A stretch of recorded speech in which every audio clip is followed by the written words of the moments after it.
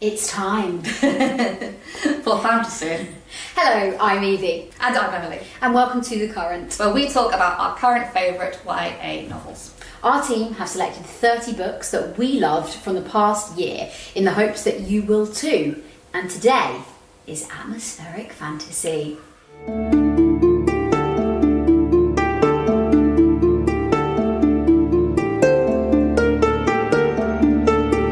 Both you and I like fantasy. We both enjoy it.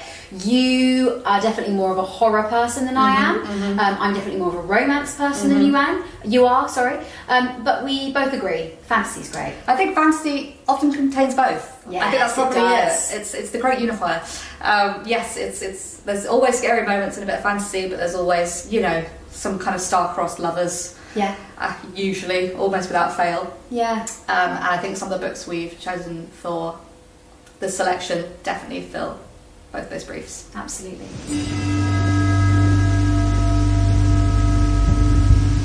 Song of Silver, Flame Like Night. Lovely title. Yes, isn't it? So this is a Chinese mythology.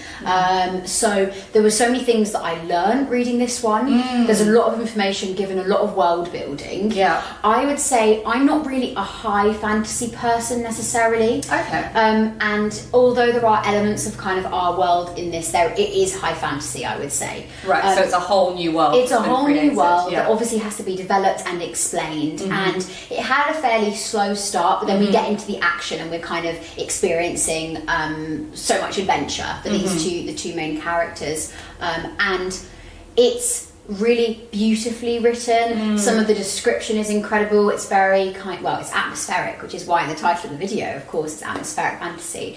We're really involved in the world that they're living in, and the elements of Chinese mythology that come in are obviously so well researched. The author's clearly passionate about it. So yeah, it's a very interesting read. And if you're interested in Chinese mythology in general, then this is definitely a book that you would enjoy. Absolutely, I think there's such an assumption that all fantasy has to involve some kind of medieval England in some capacity. Yeah. But it's lovely. I love reading about other countries, sort of, because there's so much rich stuff to be tapped into. Yeah, and we don't often hear about that as well. So it's really nice to have kind of a breath of fresh air with some different mythology from different cultures. Fab.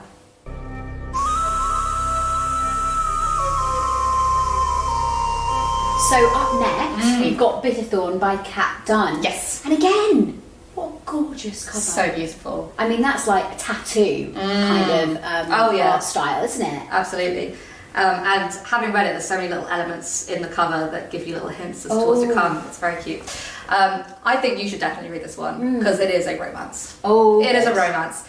It is it's one of those fun ones where it's taken elements from lots of kind of well-known fairy tales and kind of mixed them all together. And then we've got this lovely kind of sapphic romance that comes out of it. So it tells the story of Mina, who lives with an evil stepmother. Actually not that evil. But she just doesn't know where she is in the world, she doesn't know what to do with herself. But the little village that they live in, once every sort of 50 years, a witch visits and demands a companion to come and live with her at her castle. And it's a sort of trade she does with the village to make sure to protect them in other ways. Wow. And in the past, it's always been a male companion that she's taken with her, but this time around, Mina, who is feeling so lonely, I think. It's a book about loneliness. She's feeling so lonely and isolated that she volunteers herself as a companion to go with this witch and essentially never see her family and friends again.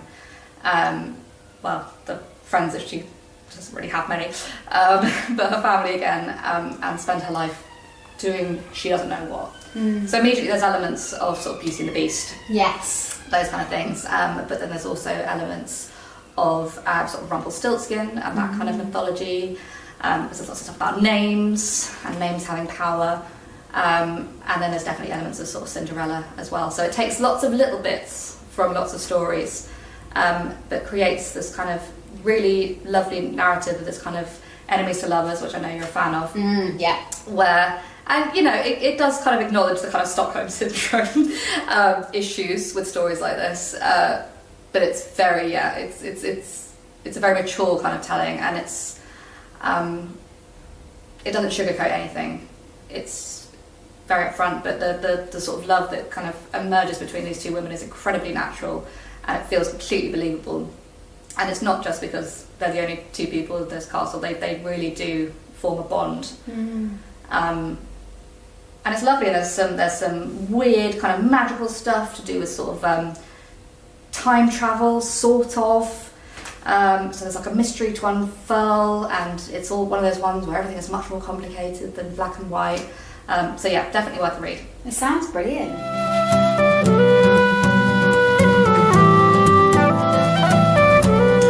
Powerless. I love this one. Yeah. I loved it. I think because again it is a romance. I mean, I would say it's more of a kind of romantasy, as we say nowadays. I love that. It's a romantasy more than it is a fantasy. So, Powerless is set in this incredible world in which there was a plague, and the plague gave powers to those who are now called the elite, and those who didn't get powers are called ordinaries. Ouch. Now the king decrees that all ordinaries have to be killed or banished from where they live, because he thinks that the ordinaries are a threat to the elites and to their way of life. Enter Paden. Guess what? She's an ordinary.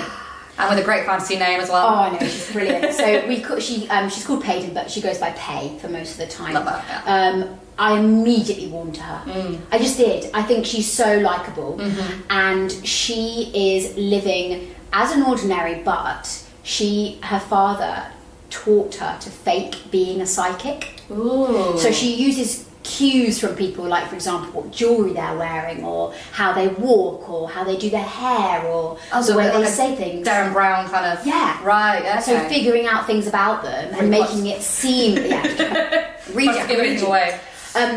So she can make it seem like she can read their mind. She can't. She's just using these cues, but she fakes it so well, in fact, that she gets to be in these trials. She rescues the prince, Kai.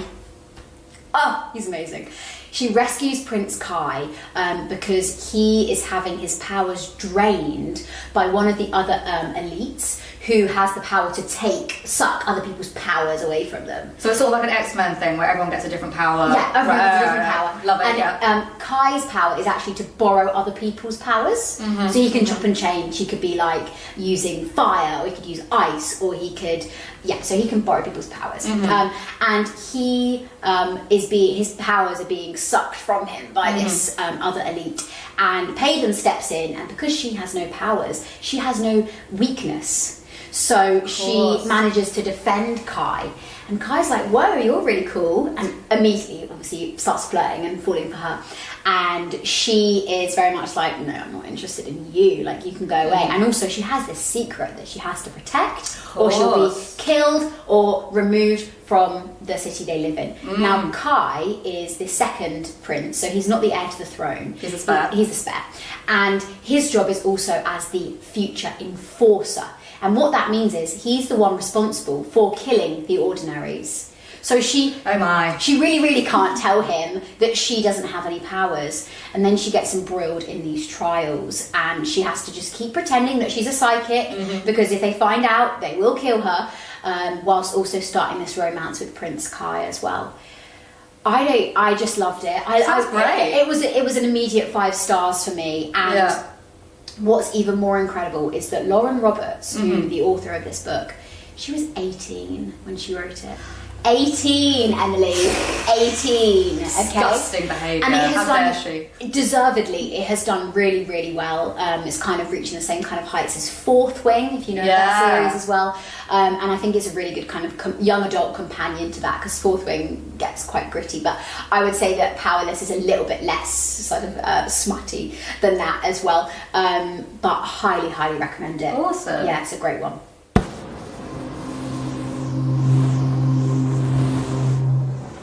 So next up we've got Black Heat by Bex Hogan. And this is a Gavin recommendation. Right, brilliant. But I have started. And I'm keen. I'm keen to see what happens. It's classic fantasy in that it's one of those narratives where it's three lead characters and we follow each of their journeys separately, and then they all kind of converge together. Ooh, okay. So something quite convoluted, lots of sort of secrets and hidden connections between these three women, so three female leads in this story, all with sort of very different backgrounds, but all connected to the emperor of this land, who has been told in a kind of prophecy way that he will soon die in a bloody, horrible way, and all three of these young women are connected to that, though they don't know it yet. Okay. Yeah, so Gavin really enjoyed it. It's something that definitely appeals to me as a fan of sort of... I like an epic. I like something that kind of has lots of elements to it. And the dialogue is really funny. I love a kind of high fantasy book where people talk like real people. And especially sort of young people talk like young people. I think it's... the Hobbit's dialogue in Lord of the Rings is what makes it so great. All these big conversations about the world and politics, and then your average everyday people are just chatting. Yeah. And this very much has that vibe. And the three women, it's really interesting because, again, in fantasy, unless they're kind of super powered, which some of these are, there's a certain, not a lot of female characters, strong female characters, but we've got a princess who is like way down in the succession order, right. So very unimportant.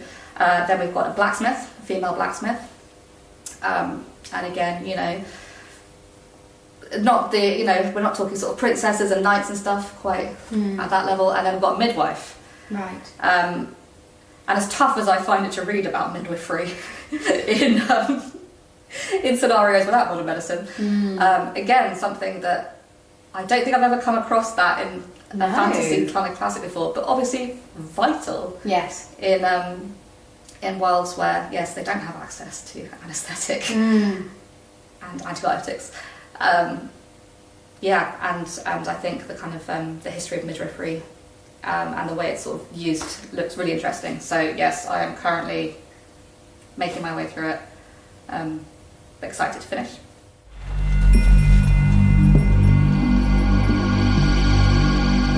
So our final atmospheric fantasy is another Gavin recommendation called The Isle of Gods. Yes. Which at first glance I thought was pirates.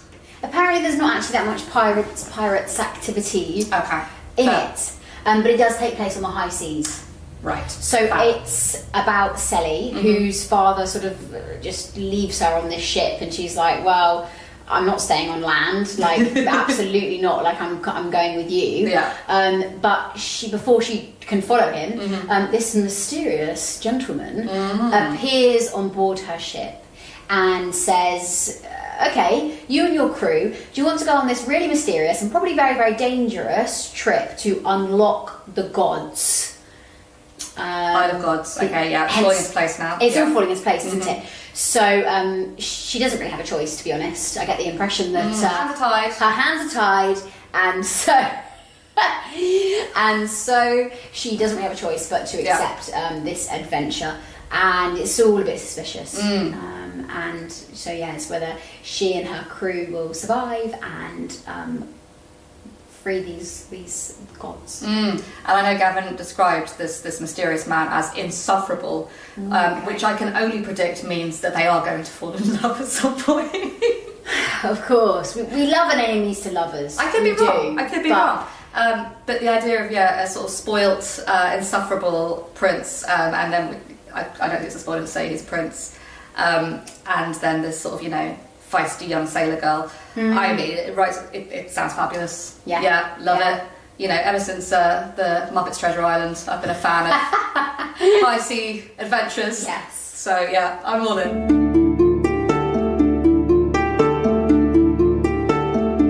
And actually this leads us really well, so this is the end of our recommendations for atmospheric fantasy, but we have some recommendations beyond this, and one of the ones that I have is another that is set sort of around pirates and ships and on the seas, and that is F.T. Lukens' In Deeper Waters. Ah, yes. And I read this recently, and if you like anything set on the high seas and also a little bit of fantasy, it's a gay romance. Love that. And it's just brilliant. I'm just smiling talking about it because it's really heartwarming, it's really sweet, and you can really tell the two characters love each other. Aww. So that's a really good recommendation. Do you have any fantasy recommendations for us? Yes. Oh, yes, I do. I've narrowed it down. Okay. I've got my little crib sheet here. So Belladonna by Adalyn Grace is a lovely kind of gothic fantasy about a young woman who essentially forms a romantic attachment to death, as in the Grim Reaper, death. That's not ideal. Yeah, maybe I've hit on the mark of the romance that I enjoy. As long as there's enough death involved, then yeah, fabulous. But it's brilliant. It's very atmospheric, and it's very, just really cool. Really cool. I don't want to say too much, but that's brilliant. Her Dark Wings by Melinda Salisbury is a fabulous novel about a girl. It's sort of in our world, but it's not, because they are aware of kind of the Greek gods and the Greek kind of mythology, and it's a real thing for them. And she finds herself becoming friends with the Harpies. Ooh. And it's all to do with sort of female friendship and loyalty and sisterhood, but it's very dark, very, very spooky, and I mean, it's based on Greek mythology, so that stuff can get dark. It can. But that's fantastic. And then my last one, another sort of a more light one, but very similar to some of the ones we've talked about, is Gilded by Marissa Meyer. Oh, yes. With Miss Meyer, and that is, not in a dissimilar way to Bitterthorn, is a kind of retelling of a fairy tale with a fun twist, and this one is Rumpelstiltskin. Okay. Yeah, so it's really good fun, and there's a follow-up which I've also read called Cursed, but Gilded is great, and if you, I would definitely say that's a romantasy. But yeah, feisty young female character and some really great subplots and stuff. Haunted castle. What more could you want? You've reminded me actually of another recommendation that I've got, because Marissa Meyer also wrote the Lunar Chronicles series. Of course. The first one being Cinder. And when I tell you, I consumed that series. The last two are quite chunky. Yeah. Really big. Yeah. And I read them in about a week. I was just obsessed with that series. I was so immersed in the world. And that's almost a kind of dystopian. Yes. But again, twist. we've got some kind of retellings as well. We've got kind of a Cinder is obviously Cinderella retelling. We've got kind of a Snow White retelling as well. And again, lots of romance, which I need in a fantasy book, and just brilliant writing and world building as well. It's got elements of sci-fi too, so really enjoyable. She's a great author. Awesome. So that's our video on our favourite atmospheric fantasy books. Yes. So tune in soon for more recommendations.